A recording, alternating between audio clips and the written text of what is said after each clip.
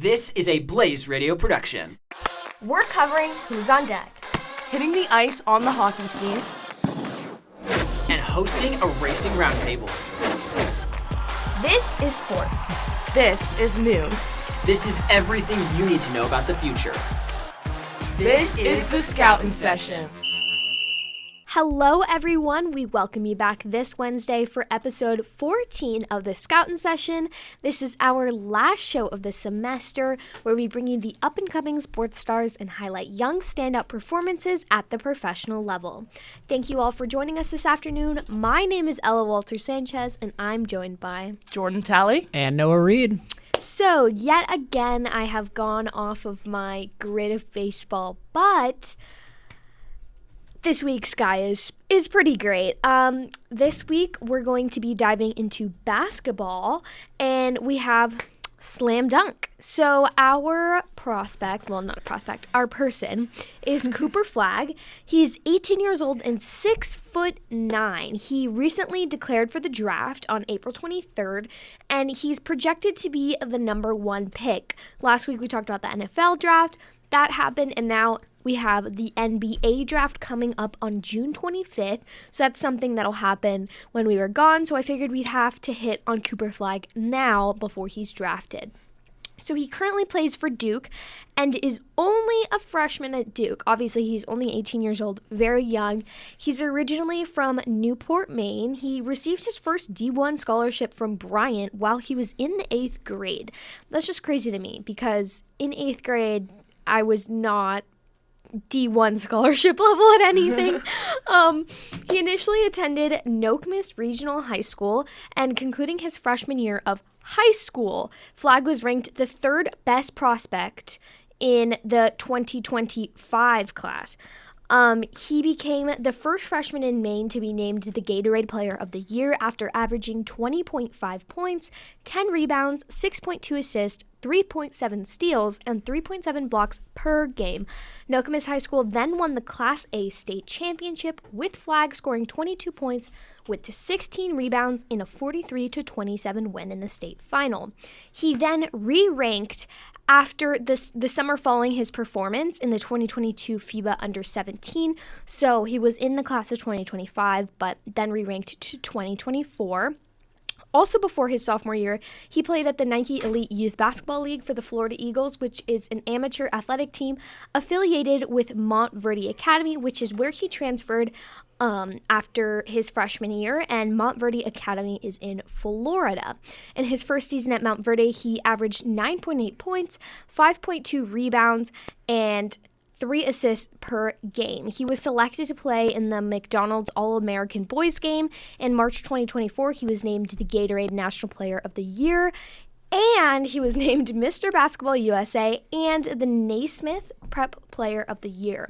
He finished his final high school season with 16.4 points, 7.5 rebounds, 3.8 assists, and 2.7 blocks per game, and led the Eagles to a perfect 34-0 record and the program's 8th national title. On October 2023, so before that year, Flagg verbally committed to play for Duke and also considered UConn.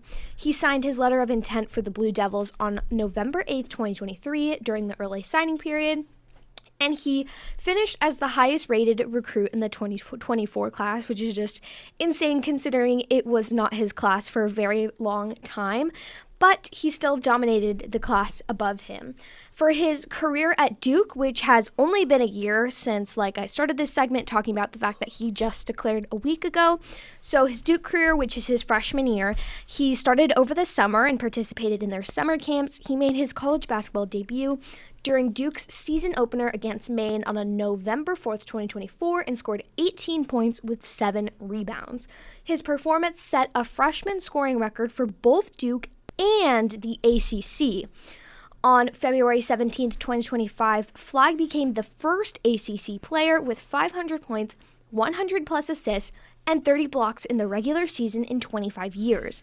Flagg led the Blue Devils to the ACC regular season title, with Duke finishing 19-1 in season play. In the Elite Eight, Flagg scored 16 points and 9 rebounds in a victory over Alabama. But unfortunately, in the Final Four, they lost to Houston. But Flagg scored 27 points, 7 rebounds, and 3 blocks. Ridiculous numbers. They're all ridiculous numbers. He was named the ACC Player of the Year and ACC Rookie of the Year, and only 2 other people have accomplished that feat, having the Player and Rookie of the Year. So pretty insane. It's easy to see why he would be the number 1 draft pick, but it's just insane. At 18 years old, conquering both college basketball and soon to be the NBA. I would just like to point out he's younger than all of us in this room. Oh right yeah, now. his birthday's not till December. So he 2006. made his Duke debut when he was 17. Mm-hmm. I'm sorry. What? This very well may be, one of, if not the most raw, talented athletes that we have talked about on this show. And, I mean, it's just incredible to see the numbers that he's put up, the accomplishments that he's had. At just 18 years old, you're rolling into potentially, your first ever season in the NBA. We talk about athletes having long careers. Theoretically, this guy could start and have a 25, 30-year career in the NBA.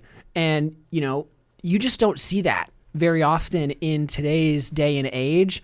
And the fact that he reclassified a couple of times is crazy because I can't imagine, being a student athlete in middle and high school, working so hard to where you're pushing your education. And I feel like, Duke is another school it's up there with its academics as well. Mm-hmm. Oh, 100%. So he's not going to a slouch of a school. Mm-hmm. He seems to be no slouch outside of the court. So it's crazy. This is mind-blowing. Adding to what you said, obviously if you're already receiving D1 scholarships, aren't you 12, 13 in 8th grade? That is just insane. And obviously he has great work ethic. Not only to reclassify sports-wise, but then to, finish at a faster rate and graduate high school early, which many people don't normally do. It's just insane. I think it was Cronkite Sports posted about his declaration, and I'd never heard of him before. And then I investigated him, and I was just, every single stat, I was blown away. And his family members also played a little bit. I think his mom was a coach for a high school team for a little bit, played in high school, and his dad played in a D2 college, I think. But it's just insane to see, like you said, such raw talent at such a young age. I just hope that he can, obviously he's been sustaining it for a long time, but hopefully he can continue to sustain it because we're looking at a legend in the making right now. 6'9" too. I just like to point that out there. Yeah, that's insane. It's wild. One last thing I'll say is, when you do graduate early effectively, you got to have a pretty high amount of maturity. And I know I throw this phrase out there a ton, but a really good head on your shoulders. And it seems like, he's got good people in his corner, leading him forward, but he himself is also, bid his time really well and waited for the offers to come to him. He had the consideration with UConn and, in his first season in a college program, nearly won the Final Four. Yeah, insane. Obviously, Duke is a big basketball school, but obviously every single team he touches, success follows. So it'll be very interesting to see what team he ends up with. Obviously, last week we talked about the NFL draft, and I think it was the predicted number 3 went first. Cam Ward? Yeah. I think he was always number 1 overall. It was him or Travis. And I think he was 2. He was definitely the number 1 quarterback in the draft. Yeah. I think on the list from CBS Sports, he was projected to be the second one. But this is interesting. Yeah, it was super cool to see that, and it'll be super cool to see the NBA draft in June.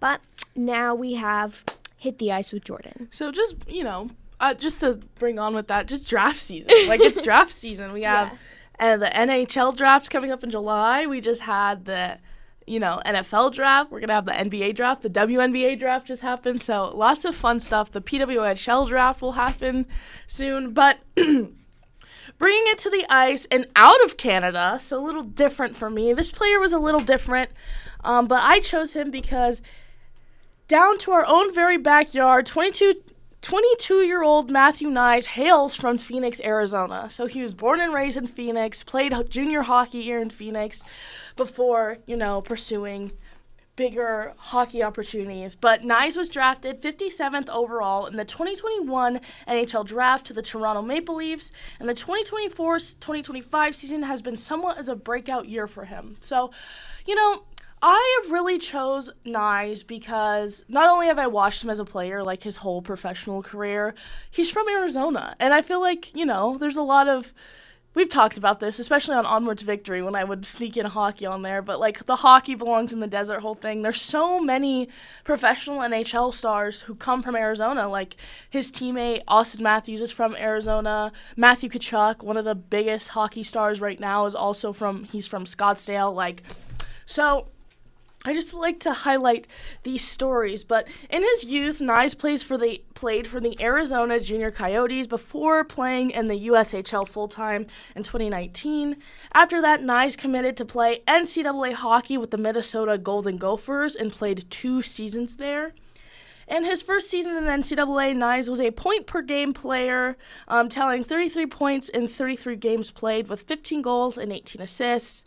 And in his rookie season, he received NCAA Big Ten All-Rookie Team, NCAA Big Ten Regular Season Champion, and NCAA Big Ten Second All-Star Team. So, also, I feel like Knies didn't have this, crazy career, especially if you go, the college hockey route. It's kind of harder, in my opinion, to really stand out, and those CHL guys that we've been talking about, like Gavin McKenna and Andrew Cristall, those huge horsepower names.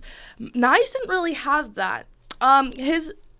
His college career he only played 2 seasons, but his second season was better than his first, obviously, I would hope so. In 40 games played his sophomore season, Knies ended the season with 21 goals and 21 assists for 42 points. And like I just said, I feel like it's harder for these guys to, really break out in NCAA just because there's different rules. There's not as many games played.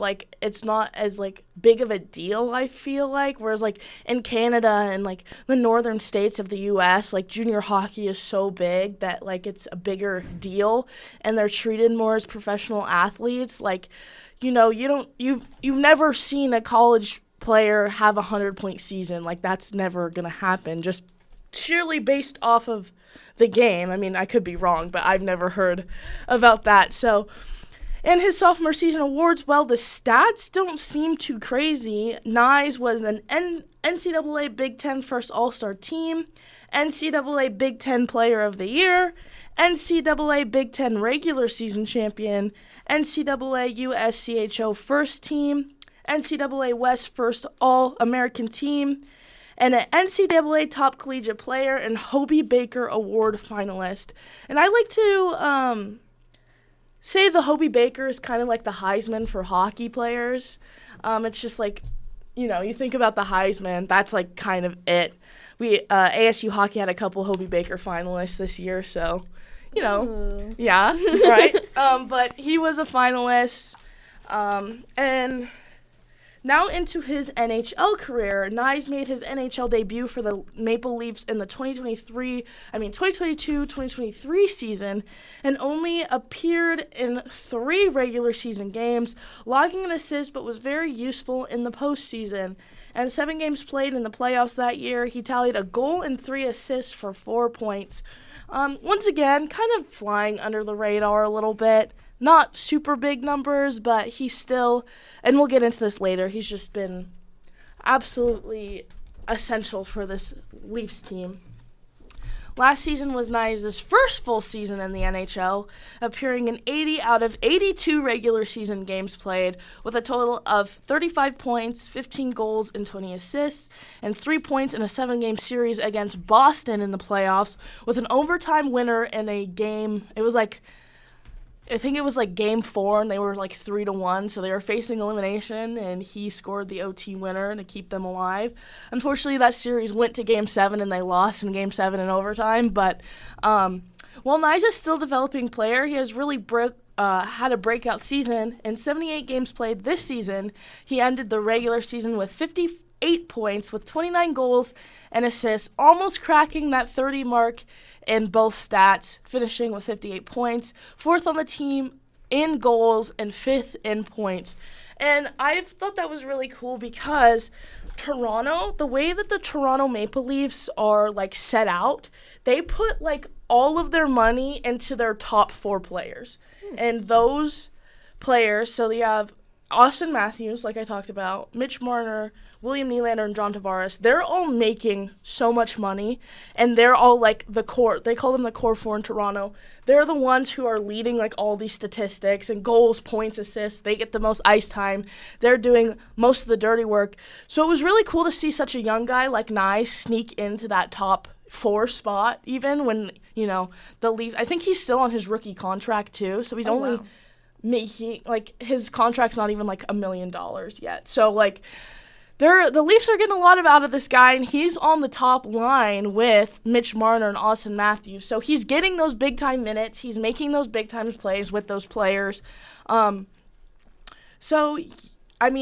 Yeah, he's just a really cool all-around guy, and he will definitely develop into, like, the future of Toronto if they can keep him around, just because how he plays, he's very physical. I think that's another thing. Not only can he produce offense, he's a really good defensive forward in a sense where he'll put his body in the way, and, won't be afraid to get big hits and get dirty, drop the gloves every now and then. But a quote from the Elite Prospects 2021 NHL Draft Guide, the year that he was drafted: "The way Nyes establishes body position drives his value in every dimension of the game. He tries to be first on every puck at all costs, getting his leg in front of his opponents, then coming across their body with his hips to seal off the defender. Some off-puck awareness makes Nyes a bit of a scoring threat, hunting space after passing." So he's just an all-around guy, great two-way forward in the sense that can play defense pretty well as a forward and score offensively, especially off of this Toronto system that's not really built for him. It's built for the top 4 players on the team. But, that's Matthew Nyes, our Phoenix native here. Yeah, I think you did a fantastic job hitting on that physicality element. I mean, I was literally just about to ask you because you have it in all caps in our notes for the show. And, again, we're just seeing these really cool stories about, like you said, all the way back, if you can believe it, almost 8 months ago and onward to victory. There is a place for hockey here in the desert and the Phoenix area, and talents like Nice, like Tkachuk, they, I think have done a fantastic job of bringing awareness, because when you have power behind a movement, it grows and it grows. And so, exactly. I would love to have professional hockey return back. I'm sure, Jordan, you would be overjoyed to have professional hockey. I just also want to say, I feel like what you do a great job with is like the people that are under the radar. I feel like we've seen a lot. Obviously, all of these people are essentially under the radar that we talk about, but I feel like you get under the radar, and it's cool to hear stories like Matthews where it's, like you said, he's still on his rookie contract, stuff like that. It's like you're still succeeding in spots where, there might be more money devoted into other athletes, or you're not necessarily with the biggest team. So I think it's great to see stories like Matthews, and I feel like you've done a great job highlighting stories like that this year. But yeah, that's it for me. Yeah, and I completely forgot what I was going to say. Never mind. All right, next. Well, now for the Racing Roundtable with Noah. Yeah, we're going to roll right on into it. Let's head on down to Georgia to meet our next driver here on the Racing Roundtable.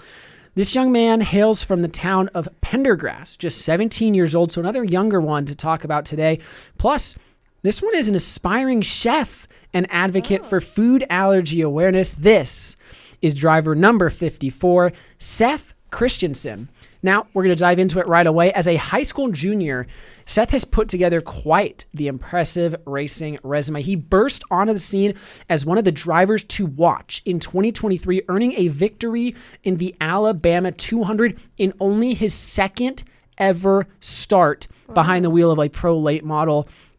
And to preface this, these big pro late model races that you see on the East Coast, These are drivers who are in their 30s, their 40s, veteran drivers, veteran teams, and he just put up and showed out. He delivered the win, followed that up with back-to-back feature wins at the historic Five Flags Speedway in Pensacola, Florida.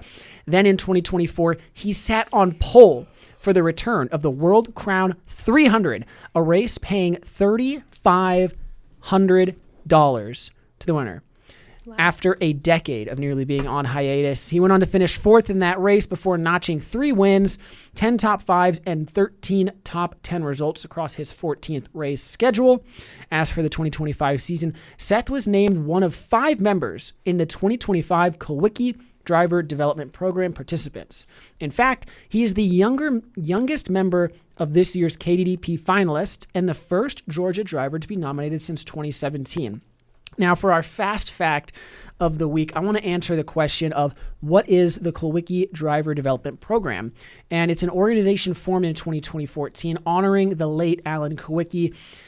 He competed in regional short track events and touring stock car series before clawing his way to NASCAR, and he earned the title of Underbird for his underdog efforts. In 1992, he made his way to the NASCAR Hall of History, winning in a 5-way battle for the Winston Cup Series championship. But most importantly, he did this as an owner-driver, working on his cars, team, budget, and so much more with an engineering background. Wow. Was one of those first drivers who really pioneered, getting a post-high school education. And he is currently, as of this video, the last owner driver to ever win a NASCAR championship.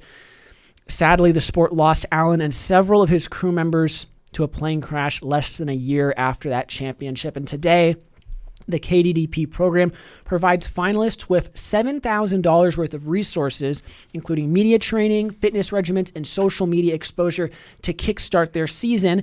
And throughout the remainder of the year, these drivers will be judged for things like on-track performance, but also work outside of the car, like program promotion, fan interaction, and just true stewardship of Allen's story. And once the checkered flag waves over the 2025 season, the finalists will be scored, and the top 3 will split $30,000 in winnings.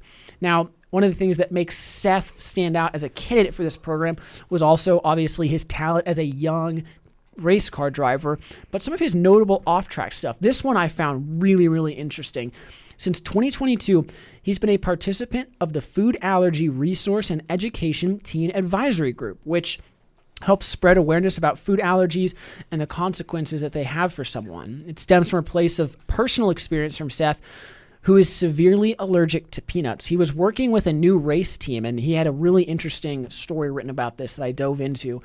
And, cookies were passed out to all the different team members, just your traditional team bonding event. And Seth nearly ate a peanut butter cookie, which, is very, very dangerous for him. And so that kind of really sparked, he had been working to spread awareness, but that experience, he said, really, kind of pushed him to promote food allergy awareness within his community and through social media and even at the racetrack, which is pretty cool because that's, not something you see a lot in professional sports. I mean, what are your guys' takes on that before we finish up on Seth?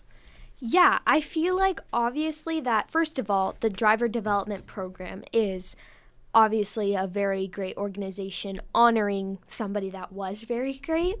And obviously he meets that criteria, not just with his stats on the track, but just being a well-rounded person. And I feel like that's the best you can ask for in an athlete, and especially one aspiring to be at the top.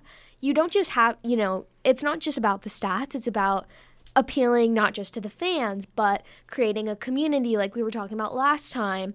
And I feel like he obviously seems like, just like we were saying with the first person, a very well-rounded athlete when it comes to not just talent, but heart as well.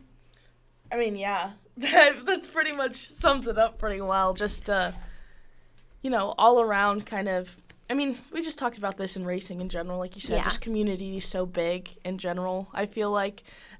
So, yeah.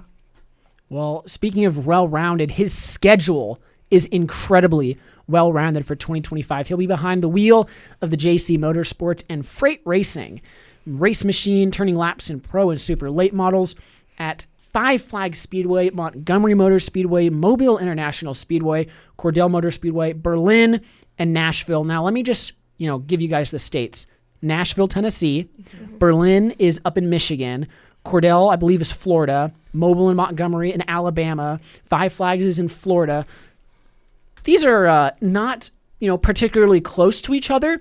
And so let me just tell you what he did a few weeks ago. He started his KDTB bid, on the right foot, earned a top 5 finish at Pensacola, Florida, mind you, on a Friday night. Then the next day, moved on over to Mobile, Alabama to race, where he won in a pro late model feature, becoming the first ever KDTB finalist to win in Alabama, and etched his name as the 38th different driver to win while under the program. So pretty cool accolades, and he did that in the span of 48 hours. That's a lot for, a driver. You lose a lot of fluids, you lose a lot of, energy when racing. These drivers talk, obviously with F1, they talk about losing upwards of 15 pounds, not quite, the G loads and the calorie burns of an F1 race, but 200 laps around a beat and bang and short track where you are just manhandling the car, sawing at the wheel.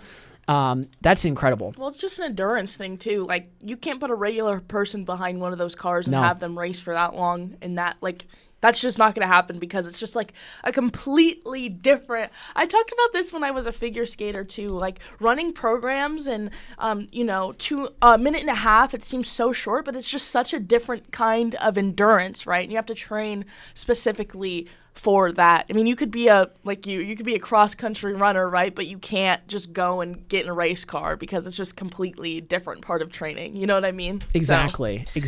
Yeah. Any final thoughts here as we get ready to wrap up our last show of the year, guys? Crazy. I just can't believe it, but here we are. I'm just glad we got put together on a random day for Onward to Victory, and now we get to make this. Yeah. Well, thank you for listening to today's edition of the Scoutin' Session. My name is Ella Walter Sanchez, as always, alongside Jordan Talley and Noah Reed. Thank you for listening, and we'll see you in the fall.